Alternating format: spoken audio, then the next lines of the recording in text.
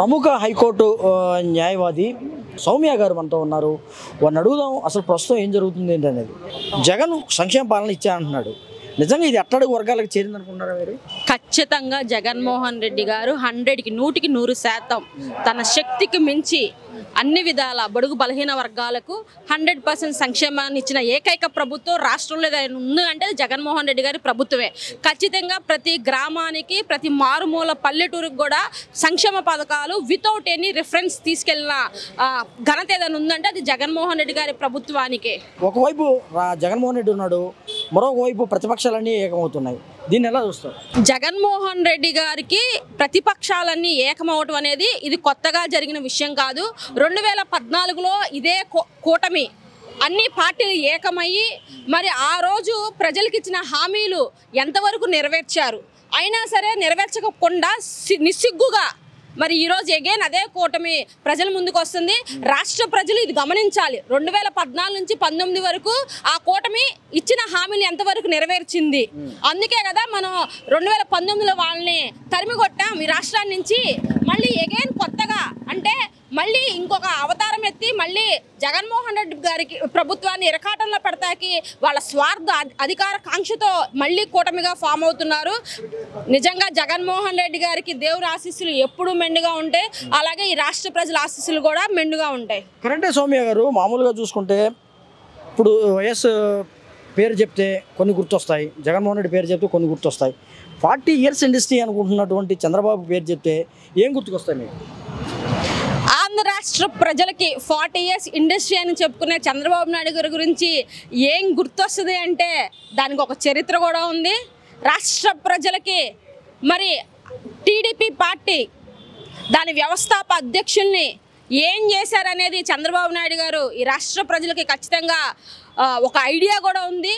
మరి ఆయన పెట్టకుండా ఒక పార్టీ అధ్యక్షుడిగా ఉండి ఆ నందమూరి కుటుంబాన్ని రోడ్డుకు ఈడ్చిన చరిత్ర నిజంగా ప్రజలు ఇంకా ఆంధ్ర రాష్ట్ర తెలుగు ప్రజలు మర్చిపోలేదు. మరి ఏది ఏమైనా జగన్మోహన్ రెడ్డి గారంటే సంక్షేమానికి మారుపేరుగా తండ్రిని మించిన తనయుడుగా పేద ప్రజలకి సంక్షేమం అందిస్తున్న నాయకుడు. ఓకే, ఇప్పుడు ప్రస్తుతం చూసుకుంటే జగన్మోహన్ రెడ్డి, చంద్రబాబు, పవన్ కళ్యాణ్ గుర్తుకొస్తారు మన రాజకీయాలు ప్రస్తుతం జరుగుతున్నారు. ఈ ముగ్గురికి ఉన్న తేడా ఏంటి? జగన్మోహన్ రెడ్డి గారు నిజంగా విశ్వసనీయతకు విలువలకు మరి ప్రజలకు మంచి చేసే విషయంలో ఎంతవరకైనా ఆయనకున్న ధైర్యాన్ని నిజంగా జగన్మోహన్ రెడ్డి గారి ప్రస్తావన చూసుకుంటే మరి తండ్రి చనిపోయిన తర్వాత ఆ కుటుంబాన్ని ఎంత వేదనకు గురి చేశారు. ఆయన వ్యక్తిగతంగా 16 నెలలు జైలు శిక్ష, ఇట్లా రకరకాల కేసులు, ఇబ్బందులు, ఈడీలో ఆస్తులు అటాచ్మెంట్స్ అన్నీ చేసిన ప్రజల పక్షాన ఏమాత్రం భయపడకుండా నిలబడిన వ్యక్తి జగన్మోహన్ రెడ్డి గారు. అలాగే పవన్ కళ్యాణ్ గారు అంటే పార్టీలని బినామీలుగా అమ్మే పవన్ కళ్యాణ్ గారికి గుర్తొస్తారు. చంద్రబాబు నాయుడు గారు అధికార కాంక్షతో ఎవరితో అయినా పొత్తు పెట్టుకునేలాగా ఉంటే చంద్రబాబు నాయుడు గారి గురించి గుర్తొస్తుంది. పవన్ కళ్యాణ్ పార్టీకి బానిసలు, ఏదో ఒక పార్టీకి ఊడిగించేయటమే ఆయన వ్యక్తిత్వం. వైఎస్ షర్మిల జగన్మోహన్ రెడ్డికి వ్యతిరేకంగా కాంగ్రెస్లో చేరింది, ఇది ఎలా అనిపిస్తుంది? ఆమె ఎప్పుడైనా సరే మా పార్టీ గురించి ప్రస్తావిస్తే ఖచ్చితంగా ప్రతి కార్యకర్త, వైఎస్ఆర్ కార్యకర్త ఖచ్చితంగా వారి అభిప్రాయం నిస్సిగ్గుగా ఖచ్చితంగా ఆమెకు సమాధానం చెప్తారు. ఇప్పుడు చంద్రబాబు, జగన్ అనుకుంటే, ఇద్దరు అనుకుంటే ప్రజలు ఎవరు నమ్మే అవకాశం ఉంది? ఖచ్చితంగా 100కి 100% జగన్మోహన్ రెడ్డి గారి పక్షానే ప్రజలు ఉన్నారు. ఆ విషయం చంద్రబాబు నాయుడు గారు కూడా తెలుసు.